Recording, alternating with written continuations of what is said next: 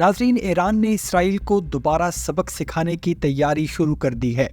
ایران کی ملٹری قیادت کی جانب سے ایرانین ملٹری کے آفیشیل ٹویٹر اکاؤنٹ پر اسرائیل کے لیے ایک ٹویٹ بھی کیا گیا ہے، جس میں لکھا گیا ہے کہ صہیونی یہودی دہشت گردوں نے ایک بار پھر اپنی حد پار کر دی ہے، جس کا جواب اب ہم زبردست طاقت کے ساتھ دیں گے، اور یہ اسلامی جمہوریہ ایران کا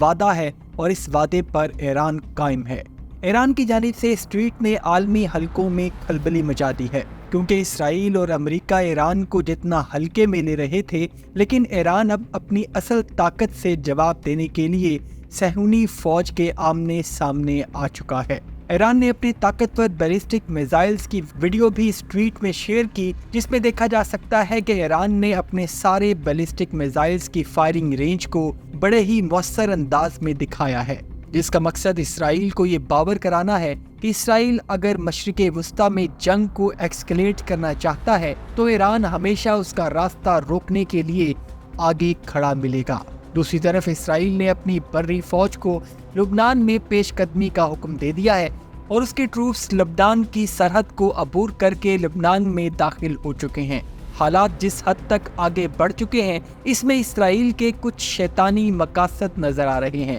جس کو وہ اس جنگی حکمت عملی کی آڑ میں پورا کرنا چاہتا ہے۔ ایسی صورتحال میں نہ وہ جنگی جرائم کی پرواہ کر رہا ہے اور نہ ہی عالمی انسانی حقوق کی۔ ابھی تک دونوں ممالک کے درمیان کشیدگی ویسے کی ویسے ہے اور کوئی بھی تیسری قوت اس معاملے میں اپنا سٹانس واضح نہیں کر رہی۔ بظاہر تو اس وقت دنیا دو بلاکس میں جڑی دکھائی دے رہی ہے، جس میں ایک طرف امریکہ، اسرائیل اور دیگر یورپی ممالک ہیں اور دوسری طرف چائنا، ایران اور رشیا ہیں، اور اگر جنگی معاملات کو اسی طرح ایکسکلیٹ کیا جاتا رہا تو وہ وقت دور نہیں جب دنیا تیسری عالمی جنگ کی لپیٹ میں آ جائے گی۔